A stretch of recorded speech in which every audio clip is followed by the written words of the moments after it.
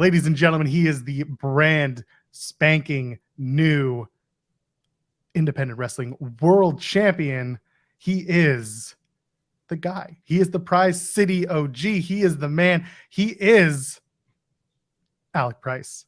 How you doing, bud? You doing, G? Good to see you. Looking good. I know. Look at that title around your. Oh, look at that thing. Ooh, it's shining. What's the regimen? Do you wake up and put a little something on it? And get it I gotta take care of it. A little something. You know what I mean? A little oil, a little rub it down. You know what I mean? I gotta massage this thing. It's old. Yeah.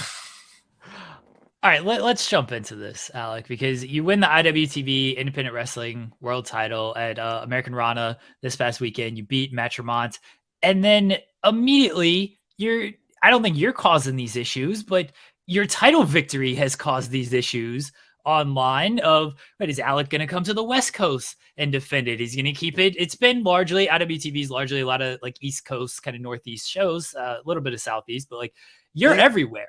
Yeah. And now everyone's like, where's Alec going to go to defend this? So clear all of this up for everyone. And the controversy of Alec's only going to defend it here. He's only going to defend it there. That's so like, listen, I want people to like actually ask me, you know what I mean? Because I feel like yesterday there was like my name was being thrown around in people's mouths, and I didn't appreciate it because it's like, you didn't even ask me. Like, I've had the title for a couple days. I told everyone before I even got this strap that I wanted to make this the biggest and baddest title in the freaking business. The fact that I got to sit here and explain myself on social media is kind of, it's like, bro, I already told you guys, I'm going to make this title freaking go off. I'm going to have to. This title is going to have a name with me. This is going to be the biggest prize in indie wrestling. I'm going to take this all around the world. I don't care about what other people think. Tell the promotions on IWTV, if they want me, hit me up. I will fly to them right now. Stop talking. Let's do it. I want to be the best IWTV champion I can be. And if I got to do that, I got to go on every single product, or go all around the freaking country, go all around the world with this belt and defend it. So tell them to hit me up. I'm ready. I'm waiting. My DMs and my booking emails open. Like, go ahead. So I was gonna say, like, so the IWTV title, for those that don't know, like the history of it, guys like Wheeler Yuta, Lee Moriarty, Orange Cassidy, Chris Statlander held it. AC Mack is one of my favorite more recent champions. But kind of after AC Mack, I don't want to say it fell off a little bit, but Cruel had it. He had an injury. It got vacated. Matt Tremont had it. And Matt Tremont is known very much for just like deathmatch stuff. You are a guy that is willing to go everywhere to defend it against everyone. And it sounds like you just want to fully reestablish this thing as I don't want to say that Matt Tremont devalued it or anything like that, but go ahead. I want to establish this as the biggest and baddest thing, because like this title is supposed to be the biggest gold. The IWTV World Championship is supposed to have representation in every single part of this country and every single part of any other province or whatever it is in the, you know what I mean, in the whole world. I want to be like this. I don't think it got devalued, but I think the past 4 champions didn't do anything with it. And I feel like people have been dancing around the fact that when you have this belt, you are the top guy and you have a target around your back. For the past year and a half, 2 years, like I was putting on, I wrestled 157 matches last year. More than half on IWTV product. Every time that I've gone an opportunity, almost had an opportunity, they pulled it from under me. You know what I mean? Like, bro, disrespect to all the past champions. If they want the smoke, let's go. Because they ain't on my level. I don't care about Jonathan Gresham. I don't care about Wheeler Yuta. I don't care about Orange Cassidy. I don't care about Chris. I don't care about any of these past champions. I don't care about Tracy William, AC Mack, Cruel, or Tremont. I care about me and bringing this title up. It's not the title that makes the man. It's the man that makes the title. So I'm here to make sure that this goes up. You know what I mean? I mean, that's a belt that's really never left the East Coast or the Northeast area. That's not true at all. It's been defended. Not recently, though. Not recently. Yeah, every title defense has been like New Jersey, Illinois, like maybe a little Tennessee, but like it hasn't gone to the West Coast in a long time. Yeah, well, I'll change that. That's what I'm saying. Like, I can tell you want to change that, and I think that's what the title needs, because obviously there are other promotions that are not just New Jersey based on IWTV. It just needs to be everywhere. Like, this belt is just supposed to have representation. It's like the NWA belt back in the day. You know what I mean? When you are the champion, you are the champion. You should be going every single promotion or territory that there is and defending the belt and putting it up against their best guys. I want to face what Titus Alexander is number 2. Bring him on. I faced him before. Yeah, he got us the first time. That ain't gonna happen today. You know what I mean? Cruel. I already told Cruel what's up. If Cruel wants me, Cruel can get me. But he's not focused on me. He wants me to come to him. Get out of my face. He's just afraid. I was going to mention Cruel. He's carrying around what he's calling the true IWTV title, because he never lost it. He had to vacate it due to reasons, injury, and potential other reasons. But so yeah, Cruel is carrying around this title, and what are your thoughts on him acting like he is the true champion? He can carry around his belt like a play champion. He is. It's fine. I actually won this belt. You know what I mean? He won his belt, and he got hurt, and it sucks. It's sad. You know what I mean? But it's wrestling. It's life. You weren't there to defend the belt. Guess what? That means you vacate the title. It doesn't mean you're still the champion. You know what I mean? Like, he wants to show up at America running like I'm afraid of him, bro. I've seen bigger monsters my whole life than that. I've not, like, come on. You know what I mean? Cruel ain't scary to me. Cruel's not scary to me. I'm not worried about Cruel. This is the real IWTV title. It's got the names on it, just like every other freaking name. Every other person that's held this title has been held. You know what I mean? Like, there's no controversy. I am the real IWTV champion. And if he wants to come find me to prove it, then I'm right here. Whenever he's feeling froggy, I'll jump. I mean, shoot, if you were to lay the challenge down, where do you want that match to happen? I know it could be anywhere. I know all that, but let's say you get the choice. Where would you want to do it? Anywhere. Anywhere, any place, anytime. Anywhere on IWTV, let's go. I want to talk about the match with Matt Tremont, because that was a very fun match, and Matt Tremont known for his deathmatch style, and you can obviously do that style. You're more of a just kind of singles, not a pure guy or anything, but just more of a straightforward kind of match guy. What were your thoughts on that match? And then the finish with the cinder block and everything, and then Matt Tremont shows the respect to you. Just overall, looking back, reflecting on that match. To be honest, I think that match was probably one of the best moments of my life. Matt Tremont is a legend. He is the OG. You know what I mean? I have all the respect in the world for Tremont. I just, at the time, before I got the belt, he was in the wrong place in the wrong time. And after, he showed, just after that moment, I can't really hate on the dude. You know what I mean? Like, he is the OG. And, like, I beat him for his belt in his game, but that doesn't even matter, bro. Like, I appreciate him coming through. You know what I mean? Appreciate him, taking me to the limit. What other match would I could have done to win to win the IWTV championship? Like, I had to do something. I had to fight. This was a fight. I had to go, like, balls to the wall. We in a street fight right now. You know what I mean? It's, I don't know, bro. I've worked the past 6.5 years. I remember looking at, like, being a greenie on uncharted territory, running cables, and they bring the title through, and I would look at it and just be like, one day. So it was a great moment. It was a blessed moment. I mean, it was crazy. I'd never seen someone bleed that much blood in my life. Like, I've seen some crazy stuff, but usually, you know what I mean, someone starts bleeding, they run away. Tremont was just fucking, all freaking just ran. I was like, oh, this is great. I'm like, this is delicious. It's like I can make food out of that. You know what I mean? But yeah, that's how it felt. I was doing my research and looking up some of your matches, and there was one match that kept coming up on my socials, but I could find I don't know if it happened. Did you have a match at Fenway against Ichiban in June? Did that actually happen? Or was it all just there and it didn't happen? What happened? No, so the Fenway show got canceled halfway through, so me and Ichi never were able to have our match at Fenway. which is a tragic statement because we should get it next year when they have Fenway again or redo it. I've been on Fenway before when I first started at the Bell Time Club. I was on like the first years before the pandemic. But yeah, what happened was like the festival was running a little late. The people that were organizing it came through and basically told us you had to cancel it like almost halfway through. So we tried to kind of keep pushing it back, but they came through and pulled the plug. So I mean, it's sad. I wanted to have that match at Fenway, especially where me and Ichi for the K1 Classic, you know what I mean, the Kowalski belt, but it'll happen again. You know what I mean? What can you do?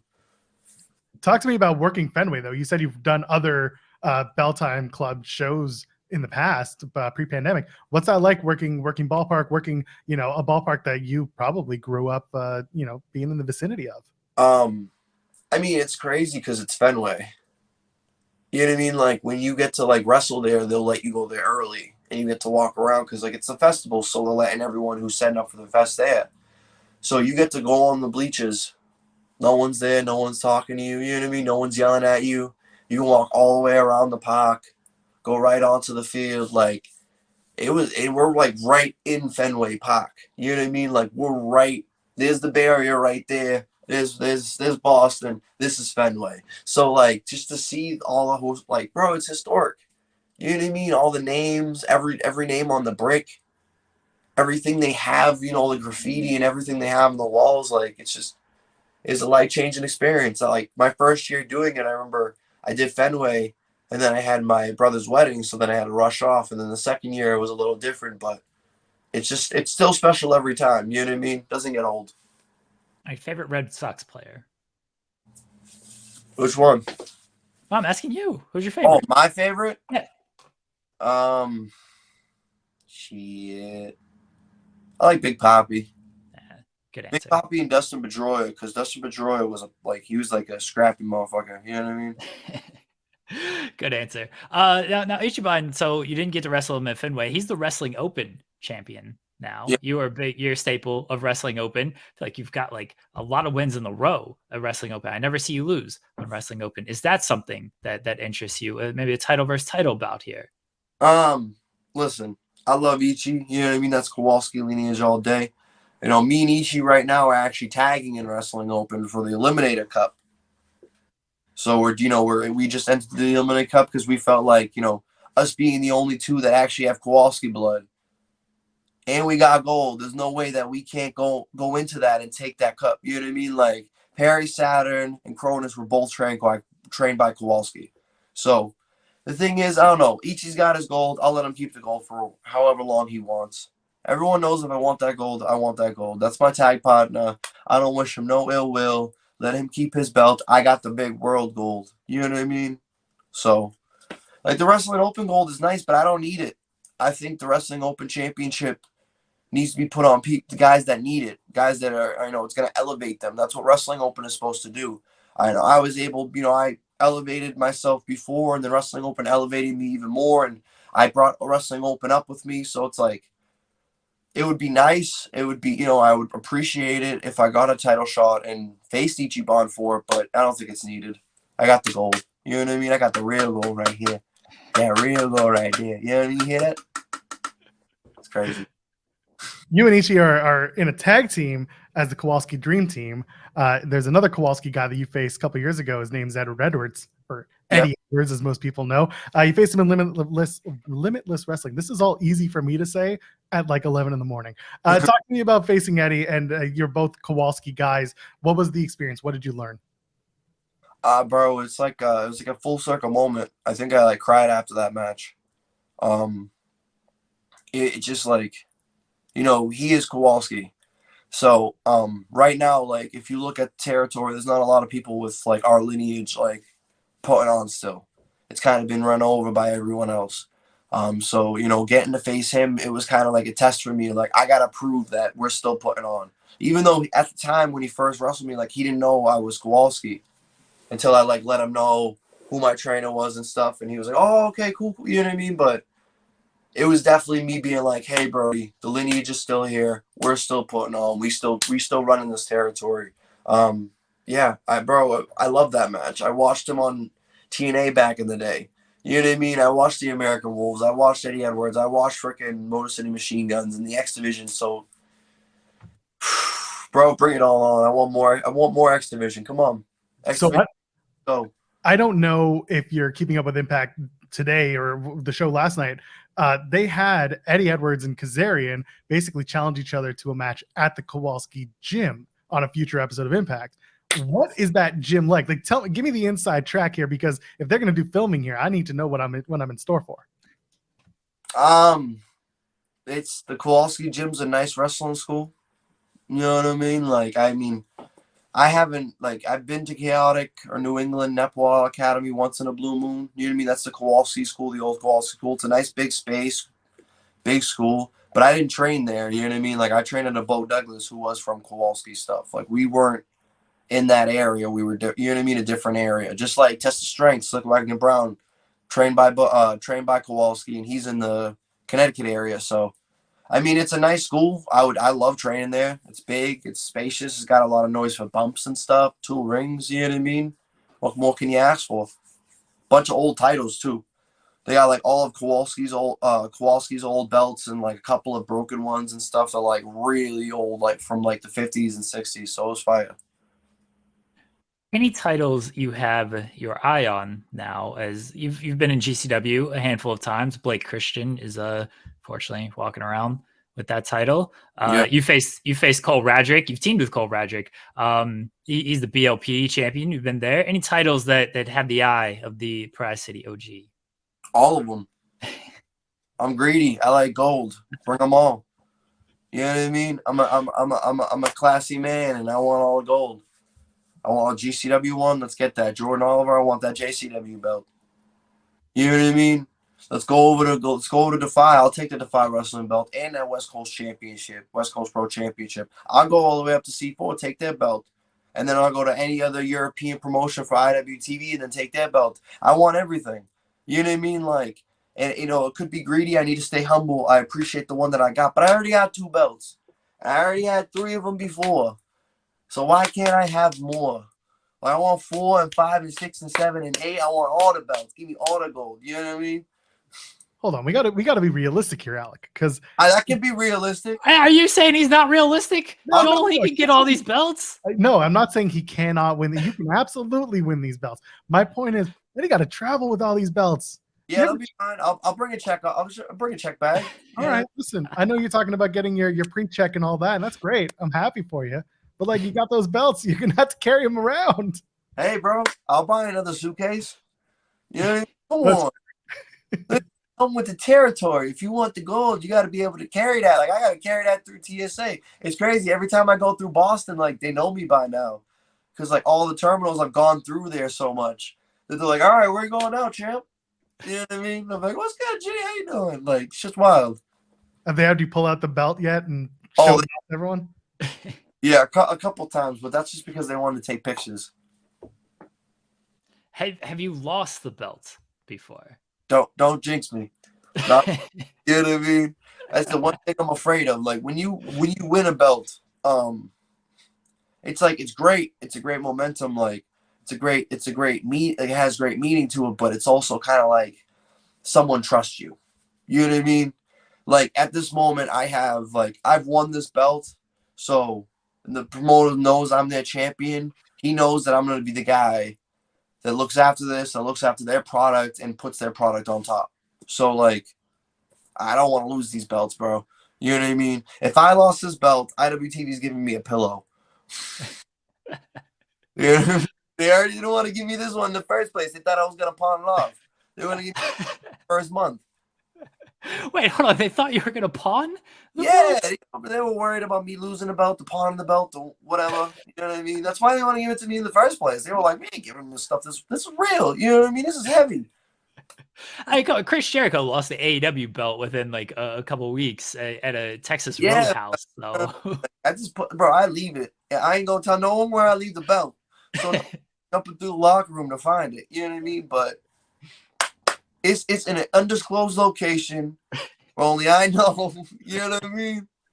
I am a man with a very particular set of skills I cannot say over this video call. But you will find out. You know what I mean? You have been taken. I'm looking forward to those skills coming out. Let's talk real quick about fans bring the weapons. You've had a match against Becca with the fans bring the weapons. I've asked this question to other wrestlers who have had the experience of fans bring the weapons. Weirdest weapon you've seen the fans bring, and if you were a fan, what weapon would you bring for the match for someone else? Dude, fans bring the weapons is a wild experience because you really don't know what the hell's gonna go on. Weirdest one I've seen so far. I mean, I've seen a couple weird ones with fans bring the weapons. I've seen like a dildo with, we didn't use it, but I've seen a dildo with like, it was like, it had freaking like thumbtacks all around it. You know what I mean? Microphone with thumbtacks all around it. There was a gingerbread house with Legos and thumbtacks and everything else that was pointy and them other on there. A lot of weird weapons. People are creative when it comes down to violence. Like you never really realize that until you're walking through the table that a fans bring the weapons, and you're like, holy shit, there's some sick fucks over here. You know what I mean? Like holy crap! Like really, what's going on? Like, do you need a hug? You know what I mean? Like, careful, if you hug them, they might actually have, stab you. You know oh yeah, they might stab you. Some thumbtacks on the belt. Have you taken? Coming with go ahead. Thumbtacked up. Yes, that's what you got to do. That's wild. I got to do that next one.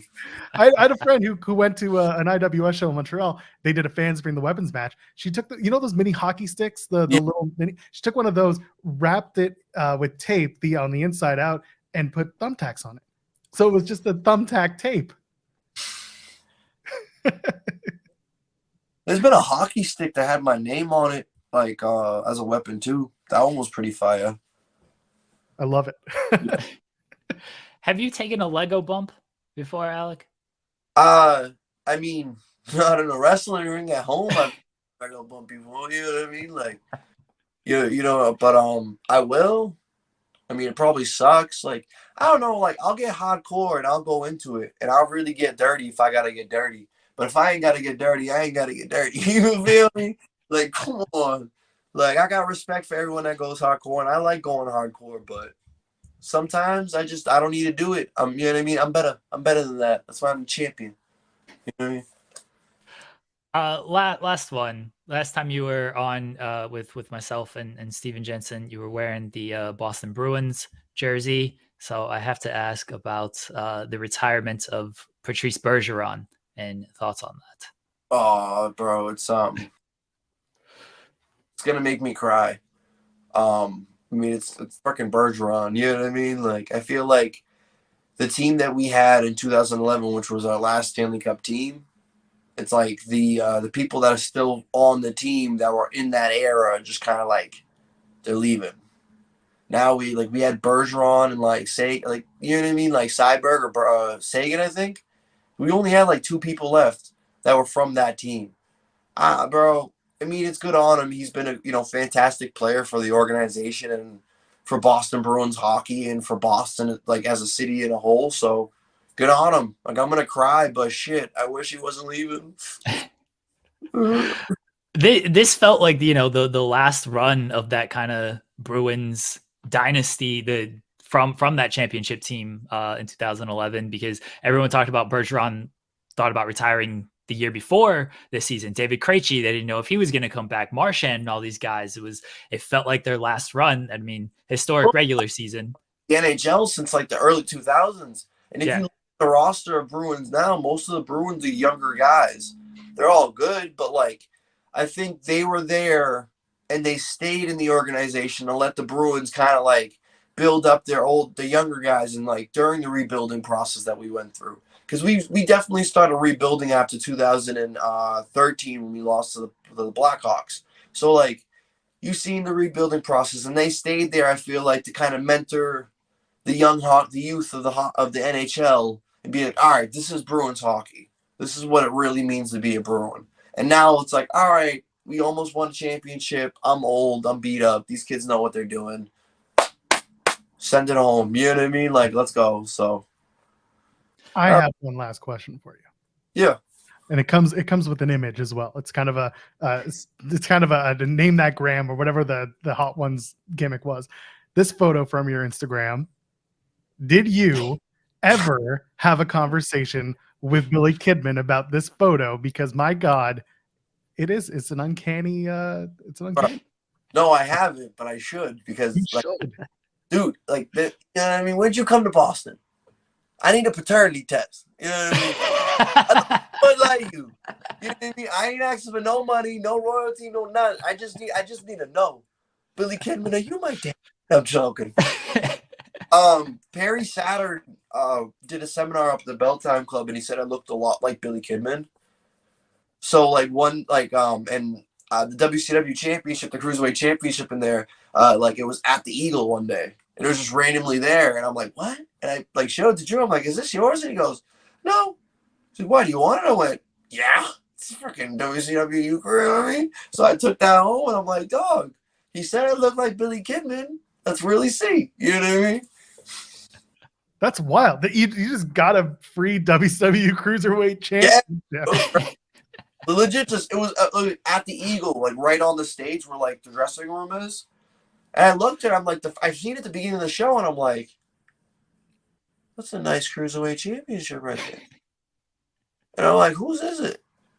Oh, I don't know. I'm like, I'm going to leave it right there. I'm not gonna touch it. We'll leave it right there and see who grabs it.